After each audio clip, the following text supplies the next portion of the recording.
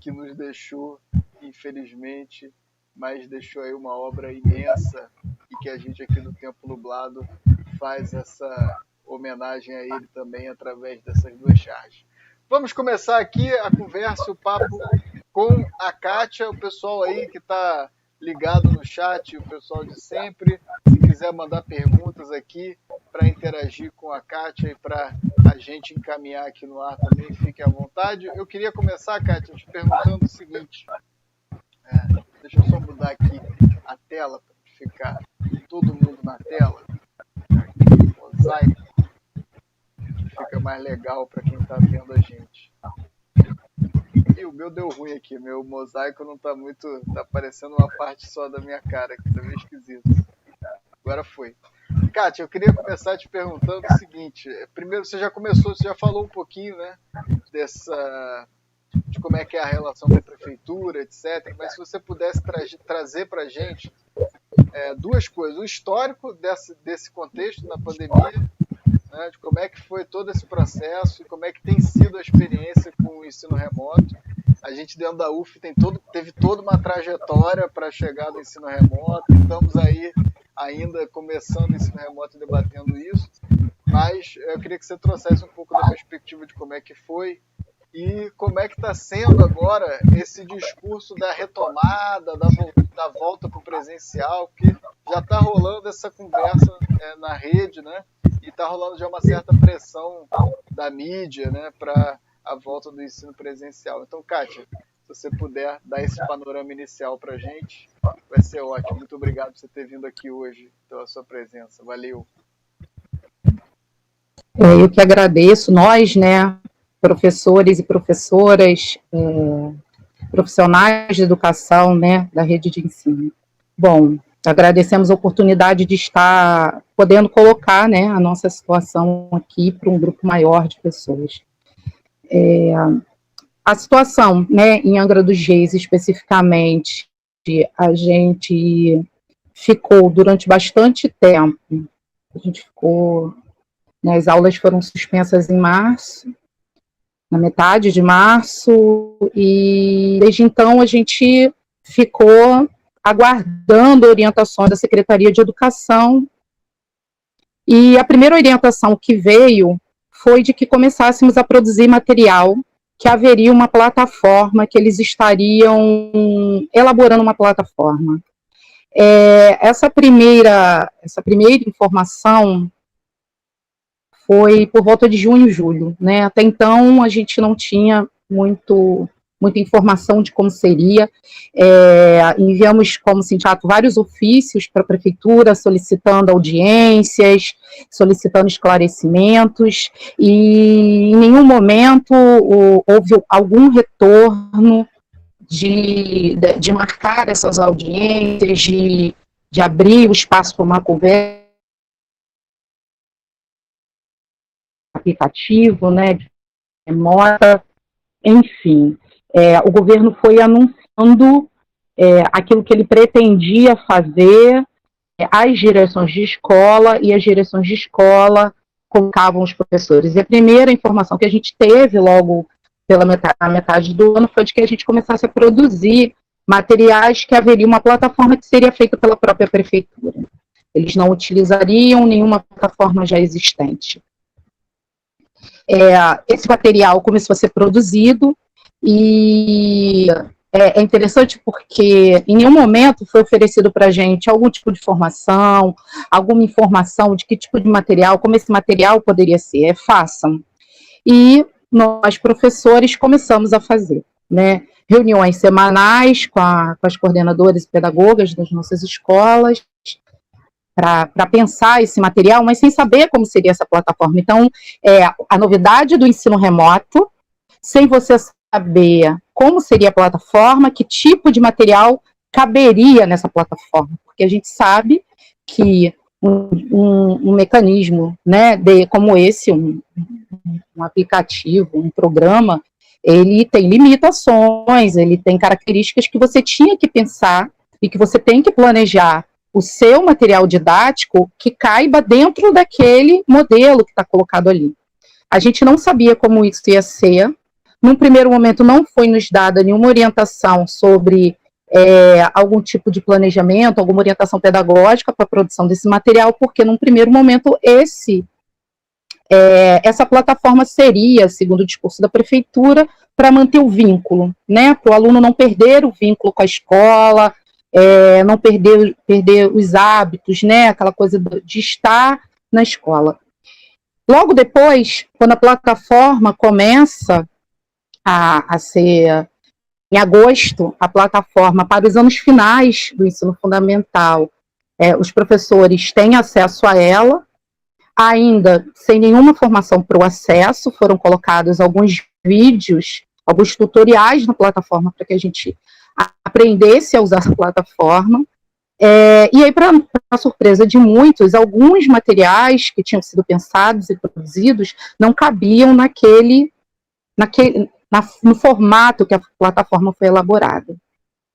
E aí, mais para o final de agosto, uma outra novidade. Os nossos materiais teriam que seguir a BNCC.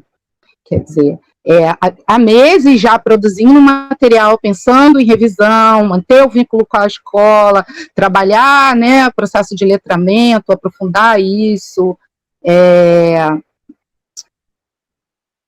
Vem agora a exigência da BNCC.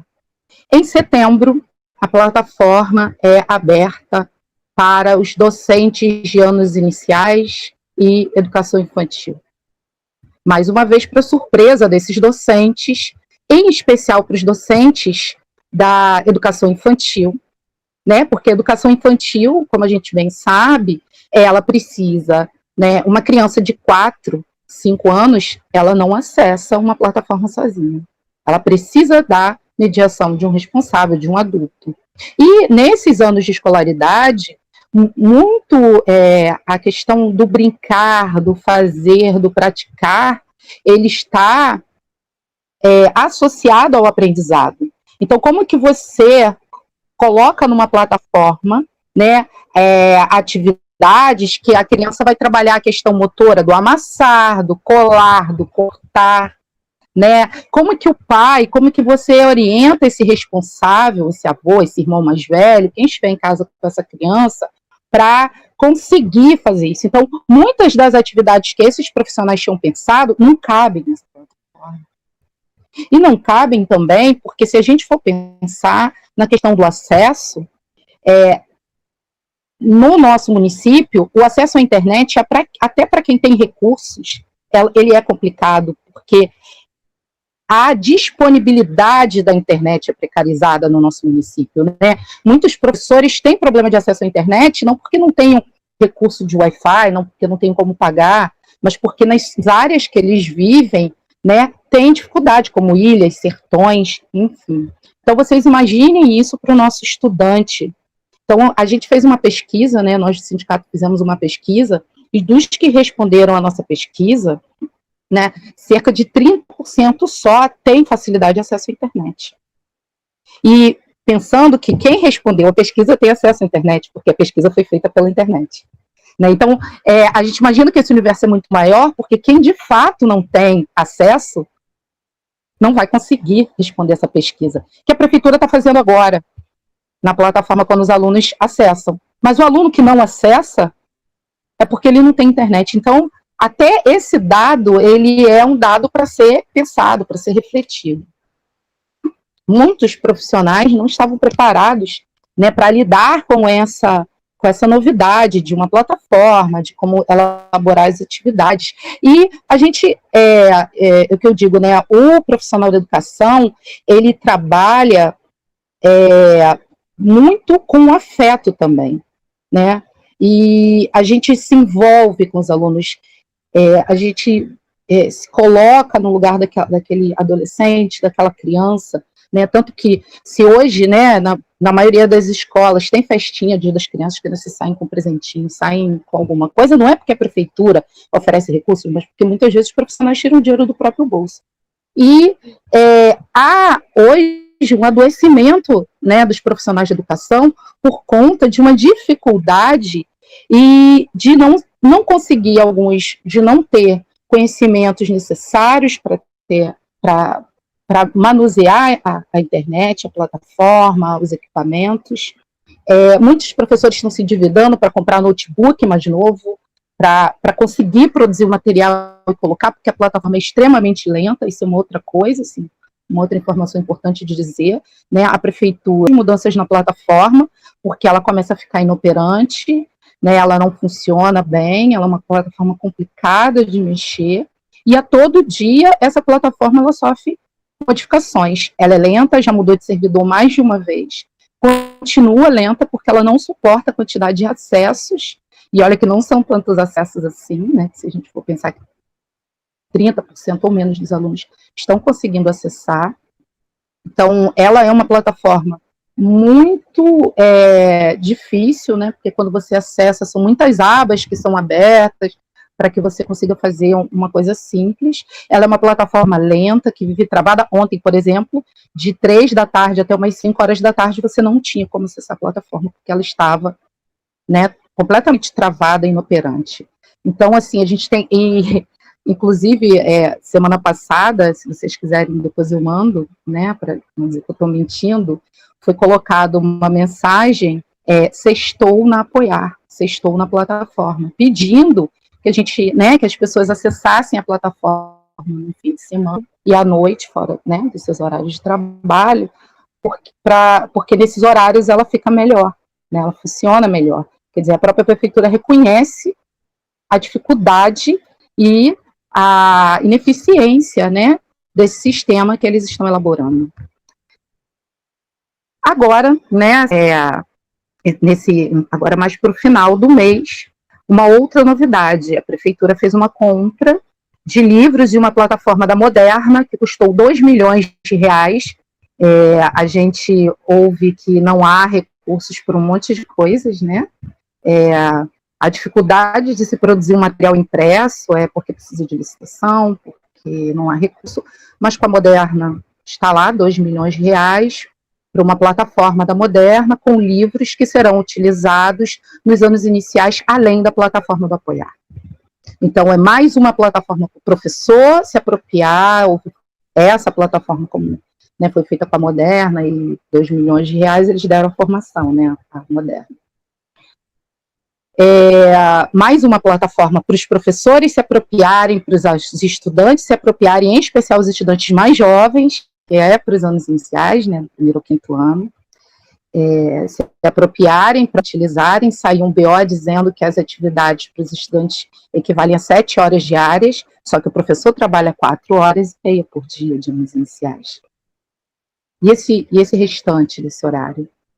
Né, quem paga esse profissional? Esse profissional vai trabalhar para a prefeitura, né, corrigindo uma atividade que ele não produziu, com um livro que ele não foi perguntado para ele se cabia para a realidade daquele estudante, se fazia sentido, ou seja, a cada dia uma novidade, e a gente é pego de surpresa e fica sem saber, né, o que vai acontecer. Uma outra informação é que as atividades dessa plataforma, para poder dar a outra informação, né, de todo o caos, eu digo que a gente vive um caos e uma incerteza muito grande, porque diferente, por exemplo, da rede estadual, com todas as críticas que nós temos ao ensino remoto, com todas as críticas que nós temos à questão das plataformas e da dificuldade, né, de não ser um acesso universal, de não ser democrático o acesso,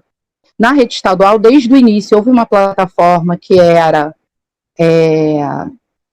que tinha uma lógica que não mudou, então que os professores foram se apropriando, material impresso, enfim, e as coisas estavam mais, as informações estavam mais objetivamente dadas. Na rede municipal, o que a gente vive é um conjunto de incertezas.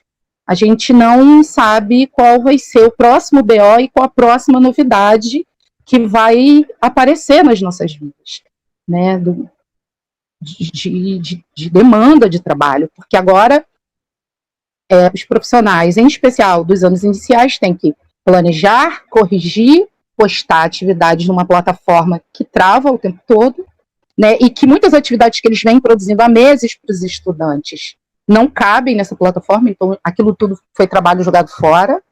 E agora aparece uma nova plataforma, que esses professores não vão precisar postar, mas precisam entender o funcionamento dela e vão precisar corrigir essas atividades sem ter planejado, quer dizer, alienando o trabalho do professor, né, tirando dele toda a dimensão de planejamento, do porquê se está planejando aquilo para aqueles estudantes. Né? Se num contexto presencial a gente já precisa pensar e refletir sobre a educação e sobre os planejamentos e programas que a gente oferece para os nossos estudantes, você imagina no momento de uma pandemia em que a gente tem o ensino remoto. Então, isso tudo foi retirado dos professores dos anos iniciais, né, uma grande parte dessa dimensão do planejar o seu trabalho, com essa compra de 2 milhões de reais, porque a gente está pensando, né, 2 milhões de reais, destinados à Moderna com esse material. Aos professores dos anos finais, foi informado que, além da plataforma, os alunos eles vão ter que enviar e corrigir atividades do livro didático. Só que não há livro para todos os alunos em todas as escolas.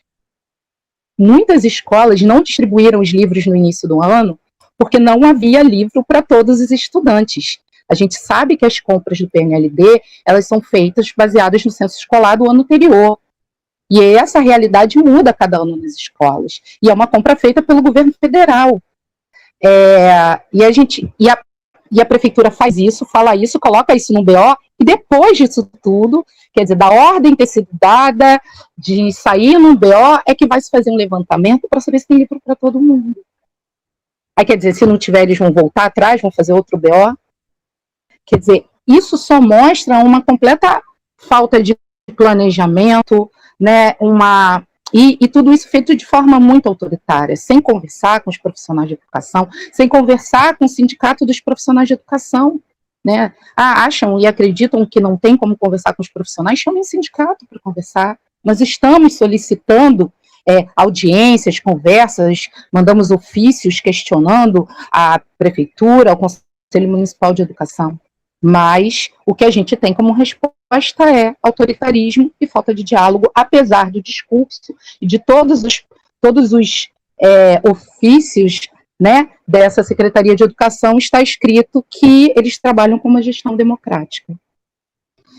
E aí a gente tem a questão do material impresso. Né? Desde o início a gente tem pedido material impresso, agora que começa uma licitação para produzirem material impresso. Então, assim, a gente não sabe quando esse material chega nas mãos dos nossos alunos, como chega, né, e como que vai se dar esse processo de correção, né, desse material impresso. A prefeitura, no seu último BO, colocou a responsabilidade dos protocolos de entrega de todo esse material impresso e dos livros com as escolas. Ela não cria um protocolo, ela diz que a escola vai criar um protocolo, então joga a responsabilidade para os gestores das escolas. Em nenhum momento, nenhum BO fala de fornecimento de equipamento de proteção individual para esses profissionais, né? Os profissionais readaptados, ou seja, pessoas doentes foram convocadas ao retorno ao trabalho, desrespeitando uma liminar de sindicato, né, que suspendia a convocação desses profissionais. Então, inspetores de alunos estão indo para a escola para fazer o quê, se não tem aluno? Auxiliares de biblioteca estão indo para a escola fazer o quê, se não tem aluno? Professores readaptados, que, né, óbvio, se estão readaptados é porque têm dificuldades e têm doenças que os impossibilitam de estar em sala de aula, estão indo à escola para fazer um serviço burocrático que não necessariamente precisaria ser feito de forma presencial. Né, e sem um atendimento à escola, colocando esses profissionais em risco. Né, nós estamos entrando com uma representação questionando esse BO que chama e que convoca esses profissionais, e nenhum material de proteção individual foi dado a esses profissionais. Eles estão garantindo a sua segurança, né, a partir dos seus próprios recursos, com seus próprios materiais. Não há nenhum protocolo feito pela prefeitura para as escolas, né? O que tem no BO é que cada escola fará o seu protocolo, né? Jogando essa responsabilidade para os gestores, quer dizer, tem 2 milhões de reais para comprar material da Moderna, mas não tem R$1 para garantir a vida de seus profissionais.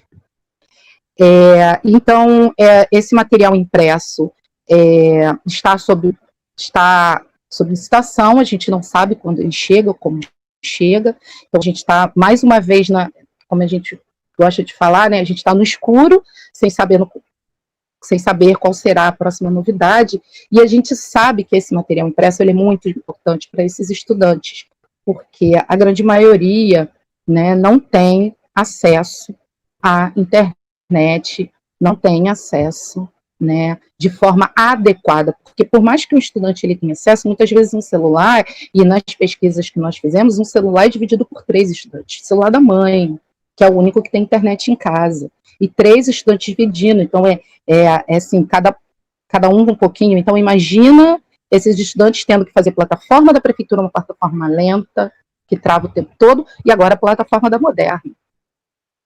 Muito complicado. Então a gente não sabe quando esse material chega, como que isso vai ser feito, e não há diálogo para a gente sugerir, para a gente questionar, né, o que a gente vai fazer é questionar juridicamente.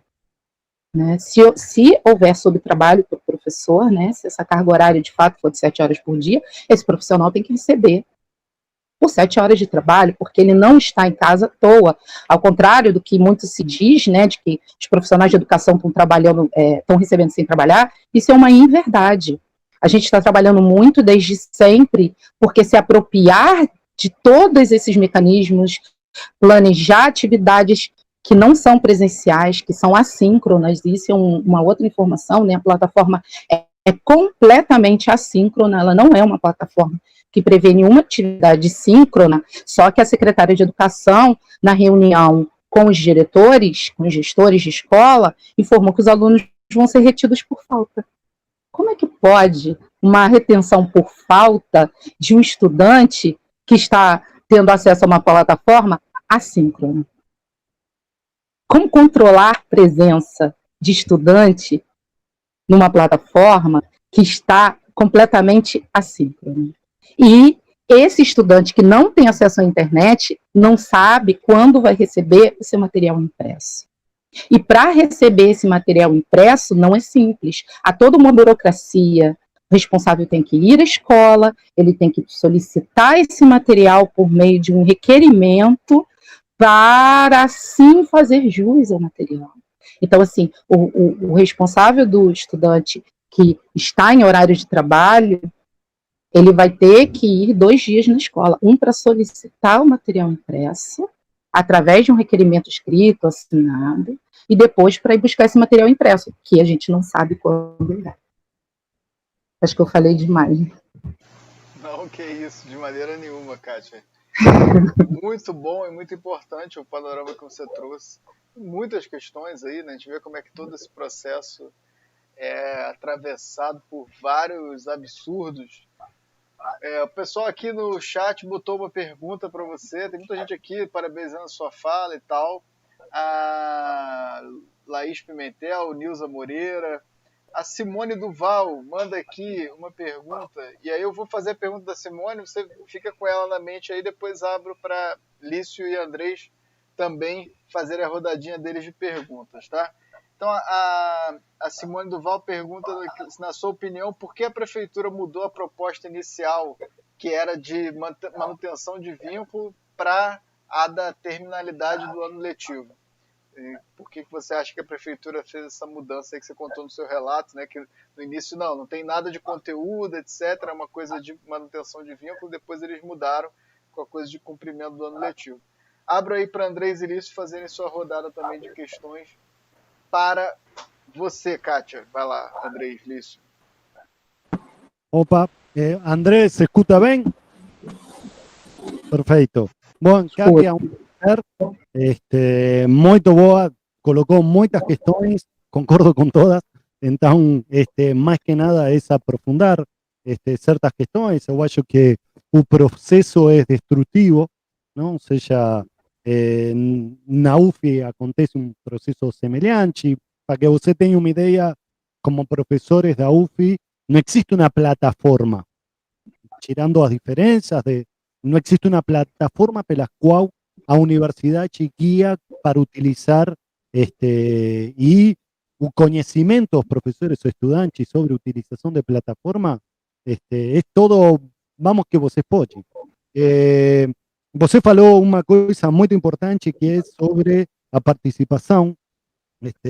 Se tem uma característica deste governo é tirar a participação, a conversa, trazer o sindicato, trazer os professores, escutar os professores, que é isso que precisa. Basicamente é escutar que é isso que tem que ser para ser bem sucedido. Então, na verdade, o exemplo do celular é o melhor, ou seja, acreditar que com um chip van a solucionar, em muitíssimos cenários, van a solucionar o tema do ensino remoto, quando um celular é utilizado das mais diversas formas, pela mais diversa quantidade de pessoas dentro do mesmo hogar, no mesmo tempo. Então, é muito complexo quando não existe um interesse de trazer escutar a diversidade das problemáticas e trazer essas problemáticas para o Estado e a sociedade tentar lidar da melhor forma. Eu gostaria de saber quais seriam as principais questões que você acha, não, em este processo hasta final do ano, que mais visibilidade precisam ser colocadas. Você colocou muitas, concordo com todas, mas qual é a que você acha que mais precisa visibilidade? Não? Ou seja, eu, por exemplo, compreendo que por fora das estruturas, que quase não existe apoio, que não existe escuta, etc. Eu acho que também o ensino remoto para as crianças eu não conheço uma criança que goste de ensino remoto ou que fique feliz quando alguém pergunta: você está gostando do ensino remoto? É um sorriso amarelo constrangedor. Não pode estar em contato com as crianças, com seus amigos, é desesperador e desafiador. Então, eu acho isso um ponto cardinal de todo o processo. Eu gostaria de saber qual para você é uma parte fundamental que temos que visibilizar e falar mais sobre isso. Mas muito obrigado, e não está falando muito, está falando muito bem. Vou emendar aqui, André.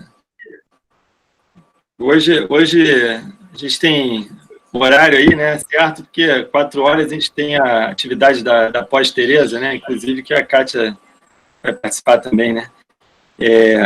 Kátia, eu gostei muito da sua fala, eu acho que ela é muito bem colocada, assim, em termos de uma visão global desse processo. Isso é muito importante. Eu imagino que tem um papel muito importante do sindicato nesse processo também, da sua participação como coordenador do CEP, né, para conseguir articular essas diferentes realidades de Angra dos Reis, demonstrar as incongruências ao longo do tempo, né, como que o discurso vai mudando, as promessas não vão sendo cumpridas, né, se tira da cartola, de repente, né, 2 milhões para comprar material, e também de revelar as dificuldades que muitas vezes respondem às soluções rápidas e impositivas. Então, muitas vezes, com esse argumento tem que ser rápido, tem que pegar, então já são soluções que os professores não conseguem executar, os alunos muito menos, né? E eu acho que tem uma visão também que é essa de resguardar a soberania dos educadores, das educadoras em suas salas de aula, mesmo nesse ambiente virtual, né? E que isso está sendo aí colocado em xeque, né? A autonomia de suas aulas, né? E nesse momento sendo atravessadas pela patrulha, pela imposição dos materiais de fora, né? E sem contar essa questão também da situação do acesso à internet, que para mim é crucial, né? Eu ouvi falar também na questão de juntar turmas, que aconteceu. Eu queria que você falasse assim, um pouco da realidade nas ilhas, nos sertões, sei lá, em lugares, às vezes, que o acesso é até muito mais difícil, né, e que eles podem estar aproveitando justamente para criar essas soluções aí, na verdade, práticas, né, e que, na verdade, que visam não o benefício do aluno, e sim a problemas, né, otimizar, né, que eles chamam, entre aspas, né, ou economizar, né, justamente com a educação. Pessimizar. Pois é, então, eu acho que é um pouco isso, eu estava com essa pergunta para fazer, mas muito boa a sua colocação, e parabéns aí pelo trabalho que o CEP vem fazendo. Espero que, né, que mais professores e mães e pais estão assistindo, né, para poder entender também esse lado do professor e da professora, né? É isso aí. Valeu, Kátia. Foram muitas perguntas. Vou começar. Contamos aí com a sua capacidade de síntese. Vou tentar responder. Vou tentar responder de forma rápida. Eu queria agradecer ao Lício por essa pergunta, porque isso estava aqui na minha fala e acabou se perdendo, que é a situação de juntar turmas, né? A gente também foi surpreendido, né? No meio da... Assim, já havia começado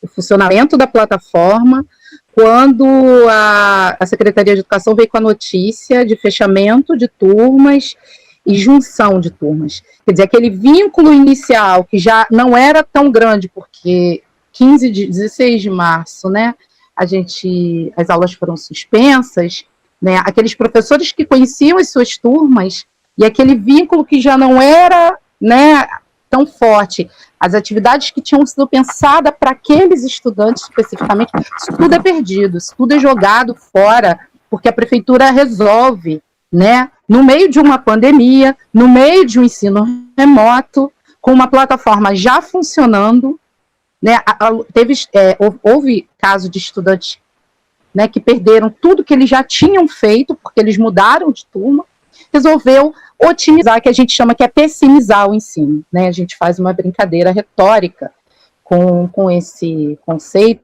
né, que os governos liberais gostam muito de usar, que é otimizar, que a gente fala que é pessimizar, né, o nosso trabalho, o ensino, com a junção de turmas. E aí, no meio de uma pandemia, professores perderam sua matrícula numa escola, trocaram de escola, pegaram turmas que eles desconhecem, então eles já estão trabalhando, tentando se formar sozinhos, tentando compreender o que é esse processo de ensino remoto e o que é produzir material para ensino remoto, né, porque a gente não teve formação, não foi esse o nosso contrato, não foi esse o nosso acordo inicial, e agora esses professores vão ter que fazer isso para turmas que eles desconhecem. Vocês imaginem o prejuízo pedagógico que está acontecendo hoje para os estudantes dessa rede, né? Estudantes que esperaram até setembro, alguns agosto, outros setembro, para ter acesso a uma plataforma, para ter acesso a alguma coisa, a alguma informação, porque até então não havia nada, né? E aí, olhando do lado desses estudantes que ficaram até agosto, setembro esperando, e quando recebem, né, essa plataforma, muitas vezes é um professor que eles desconhecem, e um professor que hoje desconhece. Como haver uma educação e uma formação, um ensino de qualidade dentro dessas condições que estão sendo oferecidas? A nossa pergunta é essa. Para quê e por quê, né, se economiza fechando, juntando turmas, mas não se economiza para comprar material da Moderna? Quer dizer, 2 milhões para a Moderna, ok, tem. Agora, pagar e manter um professor com uma turma, porque a turma tem 25, porque a turma tem 20 estudantes, porque a turma tem 18 estudantes, não pode, né? É necessário juntar, e hoje nós temos turma de 40, 45 estudantes. E eles dizem que não tem problema, porque é remoto, né? Então, você aumenta a carga horária, você aumenta a quantidade de trabalho desse professor para corrigir. E se houver retorno, porque isso é uma outra coisa que a gente precisa, né, falar, né, se houver retorno, o retorno não será com a turma inteira, né, vai ser um retorno escalonado, os estudantes vão ter muito menos aulas, porque se a turma está cheia e só podem 10 numa turma e a turma tem 40, ele vai ter que esperar mais dias para retomar até essa atividade presencial, ou seja, continua prejudicando o estudante, mais uma vez, e não só o professor, para economizar. Mas economizar com o quê? Com o pagamento de salário de professor? Porque para a Moderna não precisou economizar, né? E aí, com relação ao retorno às aulas, a gente não tem nenhuma informação da prefeitura, não há nenhuma previsão, né? A gente acredita que o retorno só pode ser de forma segura para todos, mas pelo que a gente vê, né, a gente não tem uma confiança de que a prefeitura vai fazer um protocolo de retorno que se preocupe com a vida e com a saúde dos profissionais de educação e dos estudantes, né, da rede municipal de Angra, por tudo que a gente tem visto, por todo o comportamento, por todo o histórico que nós temos vivido. Aí, tentando responder a pergunta, né, do Andrés, que é ensino remoto para crianças, qualquer especialista diz que não funciona, né? Quem conhece uma criança sabe, né, que esse mecanismo que a gente está usando aqui, para a gente já é cansativo, imagina por uma criança. E imagina isso sendo assíncrono, ou seja, sem ele olhar o professor, sem ouvir a voz do professor, sem a dimensão do brincar, do sair, do sorrir e do olho no olho. É extremamente difícil, ineficaz, ineficiente. Acontece para que os governos deem uma resposta de dizerem que estão fazendo. Mas quem entende minimamente de educação sabe que é doloroso e que é sofrido, e que se aprende com prazer, se aprende com a criatividade, e que as atividades remotas, em especial para as crianças, elas são extremamente complicadas. E o retorno às aulas para as crianças também tem que ser pensado com muito cuidado, porque a escola para a criança é a socialização. E que socialização existe com o distanciamento? Que socialização existe se você não pode tocar o outro? Que socialização existe se você não pode brincar, se você não pode correr no pátio, se você não pode chegar perto? Como um professor, né? E eu digo isso porque eu já vi professores chorando falando sobre isso. Como que um professor, depois desse tempo todo afastado do seu aluno, vai entrar numa sala de aula e não vai dar um abraço? Existe distanciamento em escola? Escolas com 300, 400 alunos e um inspetor, ou nenhum inspetor? Quem controla esse distanciamento no recreio? Né? Então, a gente tem que pensar muito antes de propor qualquer proposta de retorno, porque se a escola também é espaço de socialização, e se o argumento do retorno é esse, não há socialização se você não pode chegar perto do outro. E com relação à pergunta da Simone, né, por que a PIMAR, né, muda essa questão, essa proposta do vínculo, né, e impõe hoje, né, o conteúdo, BNCC, planejamentos. Assim, eu queria que a PIMAR me respondesse, né, porque o que eu vou falar é uma suposição, né, uma suposição, ou seja, uma reflexão sobre a conjuntura que nós estamos vivendo, né, e a reflexão que eu faço sobre essa mudança tem muito a ver com a dimensão empresarial e com os índices, né, de medir a qualidade de educação, essa visão empresarial que se tem hoje da educação, de DEB, de medir, né, se perde a dimensão da formação humana para a dimensão de cumprir objetivos pré-estabelecidos para atingir um índice que mede, que é questionável essa medição, né, e porque isso é o que o Todos pela Educação, que é um grupo de empresários que está aí, né,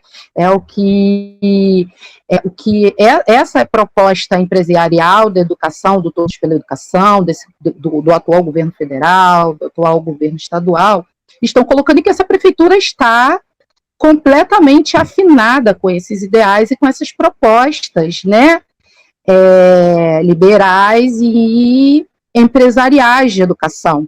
A gente percebe isso hoje de forma muito clara com a formação da chapa do atual prefeito para sua reeleição, né? O vice dele é um candidato do PSL, que fala em escola sem partido, ou seja, que tem toda uma proposta conservadora, um viés conservador, empresarial e liberal de educação, né? Que perde e que deixa de lado a formação humana dos nossos estudantes. Eu acho que é isso. Situação braba, né? É muito difícil imaginar como é que pode funcionar um ensino desse que você Quer dizer, a relação de professor e aluno não existe.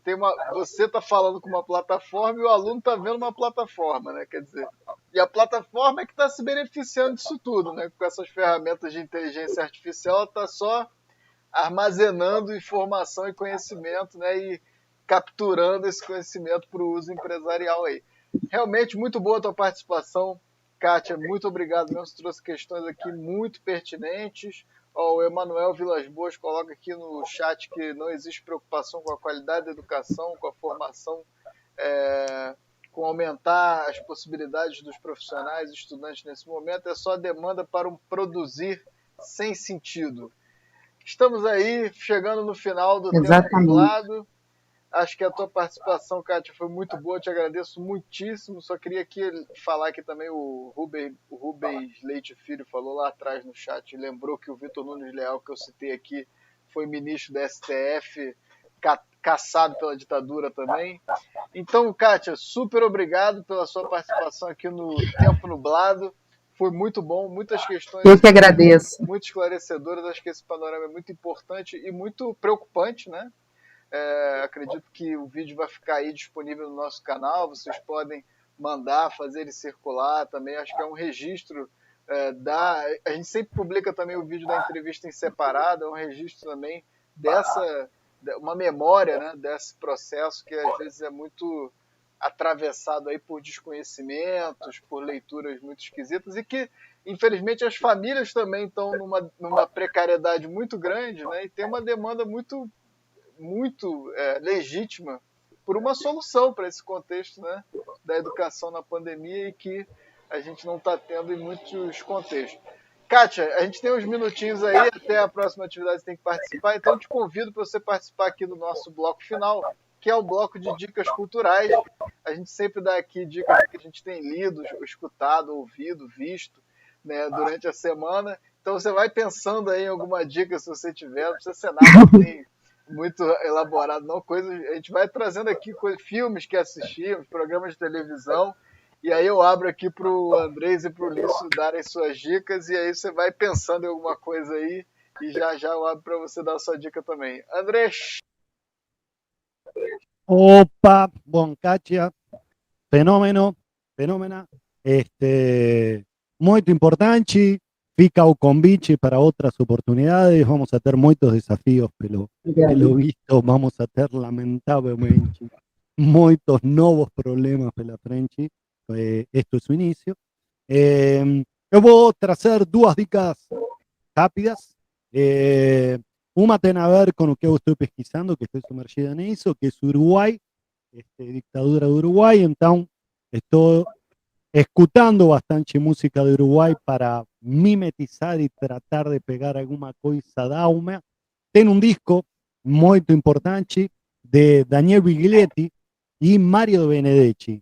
En geral, todos conocen a Mario Benedetti pelos poemas, cracky, mas ten un disco que se llama A Duas Voces, del 85, que Daniel Biglietti es como Citarrosa, es una eminencia da música uruguay.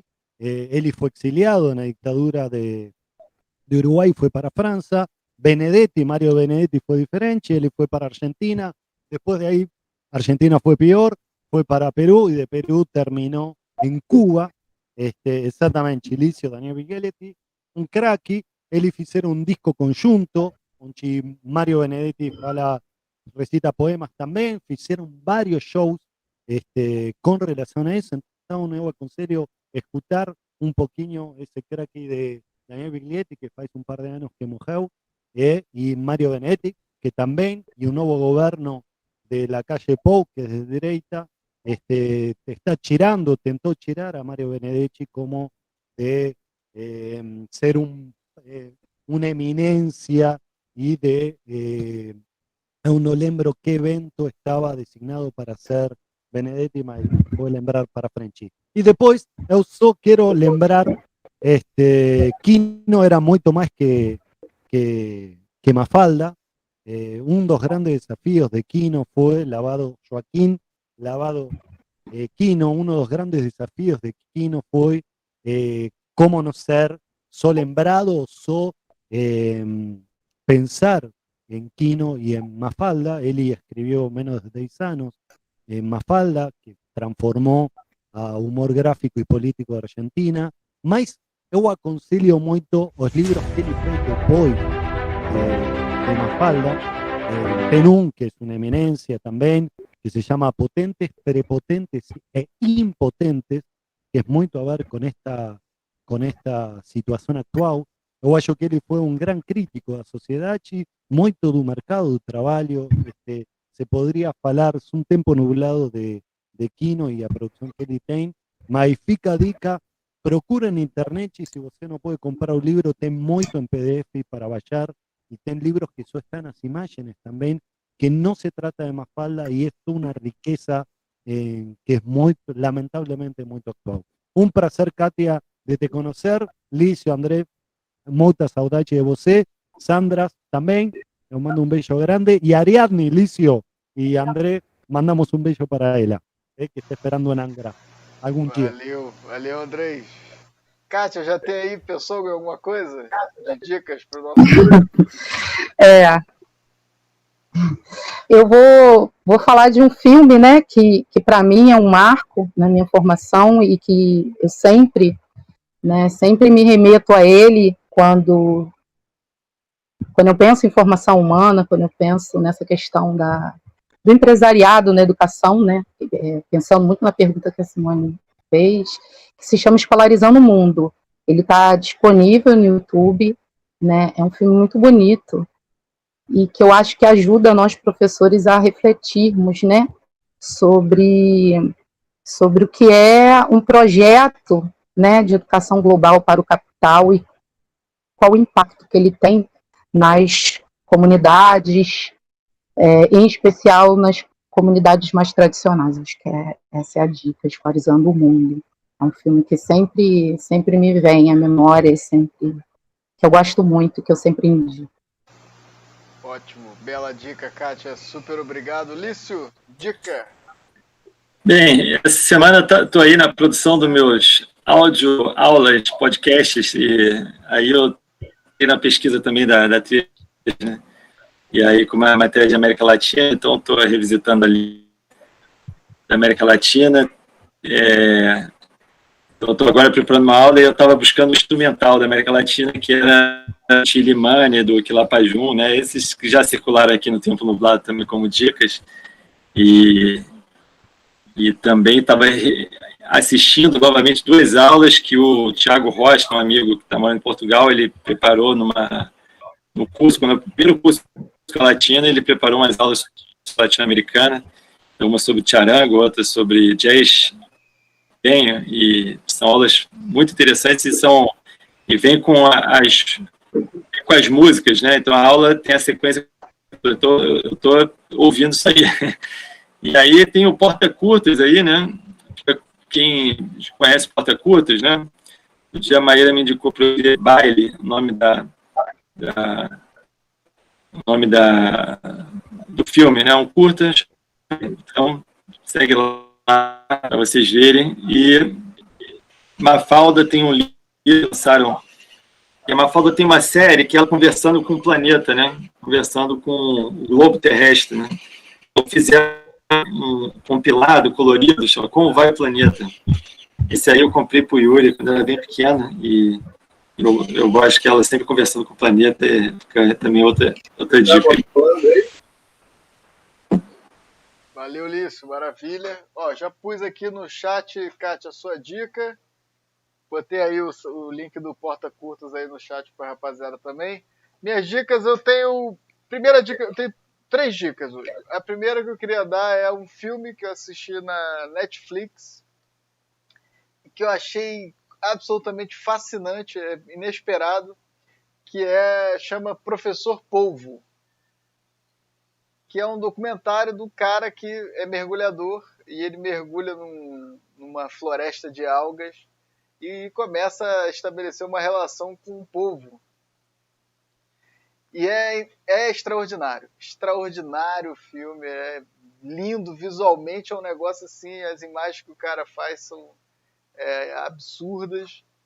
E é muito interessante para pensar a biodiversidade, o planeta, essas questões também da maneira como o homem se coloca, como a inteligência do mundo, a inteligência do planeta, como a humanidade se coloca com isso, e como é que os ecossistemas são muito complexos e inteligentes e maravilhosos, e muito lindos, assim, visualmente. Eu que tô com saudade do mundo, que eu tô trancado na minha casa, vai fazer 7 meses que eu tô aqui, né? Ver aquelas imagens do fundo do mar e dos animais aquáticos é uma coisa assim. O filme é visualmente muito lindo e é muito interessante também para refletir filosoficamente. Os povos são animais inacreditáveis. A outra dica, o livro que eu já citei no meu comentário aqui, vou fazer um auto jabá, uma autopromoção, mas está disponível em PDF no site do ISER, só baixar. Homicídios na Baixada Fluminense, Estado, Mercado, Criminalidade e Poder. Uma publicação bastante interessante para entender também o contexto eleitoral atual. Está lá, é só botar no Google, né? Só fazer uma busca de Homicídios na Baixada Fluminense, Estado, Mercado, Criminalidade e Poder. Vocês podem encontrar esse PDF. E por último, a dica musical, que é o disco Seduzir, do Djavan. Djavan é igual o coentro, né? Quem gosta ama e quem não gosta detesta, né? Assim, adoro o Djavan, adoro. Acho o Djavan um compositor absurdo. Teve muita piada sobre as letras, letras confusas. O Djavan é um letrista extraordinário e esse disco tá cheio de letras maravilhosas, letras incríveis mesmo. E musicalmente é um craque dos arranjos, assim. A primeira faixa, Pedro Brasil, os arranjos de metais, a maneira como a música começa, e os metais com uma pegada super swingada, a síntese que ele faz da coisa norte-americana, do soul, dos ritmos brasileiros e dos ritmos africanos, é um troço, é uma aula esse disco aqui de arranjos, sem contar que tem essa capa maravilhosa com essa foto deslumbrante do Djavan, uma foto muito linda. Você pensa o Brasil, um país racista como é, e você tem esse homem negro na capa, assim, as capas dele do Milton Nascimento dizem muito, tem muita força, expressão, né? E tem outra imagem dele muito linda aqui na parte interna do disco. Um discão, é um disco bom para pensar, bom para curtir, bom para namorar. Um disco bom para uma sexta-feira aí. Pessoal, acabando o Tempo Nublado. Kátia, mais uma vez, super obrigado. A galera aqui do chat que nos acompanhou até agora, muito obrigado também. André Slício, muito obrigado. Até semana que vem, pessoal. Valeu. No próximo Tempo Nublado. Valeu, foi ótimo, gente. Tchau, tchau. Valeu, Kátia. Valeu. Tá. Daqui a pouco. Valeu, tchau.